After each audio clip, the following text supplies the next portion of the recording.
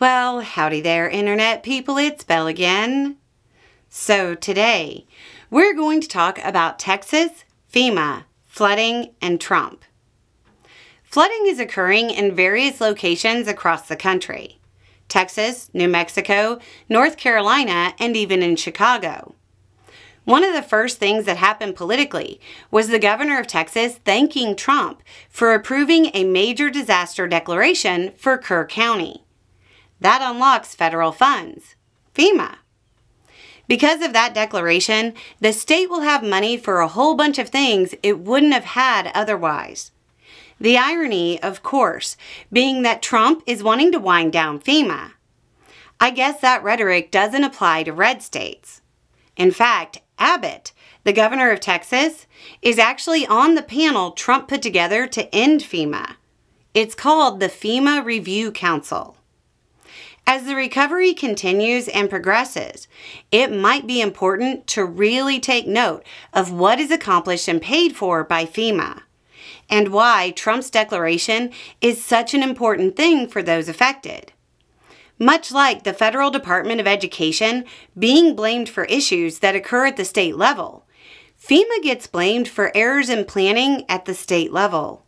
Or, in some cases, it gets blamed for simply unreasonable expectations about how disaster recovery works.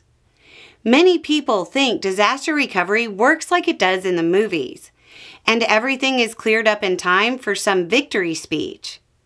When we've talked about this in the past, many people had completely bought into the idea that it's all FEMA mismanagement, because that's what the local officials told them. Sometimes the rhetoric from the local officials was even reinforced by national politicians, at times even adding their own twist on the misinformation, even when the story didn't make any sense. Hurricane Helene is a prime example.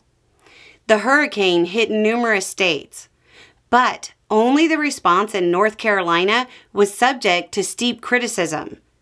It's weird, because almost all of the impacted states were in Region 4 and under the same administrator. Trump will undoubtedly talk about the money he gives Texas and other locations. It's important to take note of how much money it is and how that money gets used. The U.S. needs FEMA. It isn't without problems, but this is an agency the U.S. really can't do without.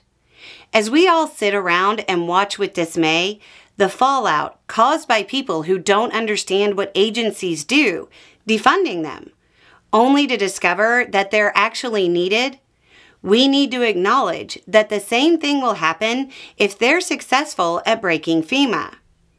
There has never been a more important time to really review the emergency preparedness playlist and really start to consider the potential disaster that could hit you. Because if Republicans get their way, very soon, there will be no help coming in the aftermath of a flood, hurricane, or any other disaster. Anyway, it's just a thought. Y'all have a good day.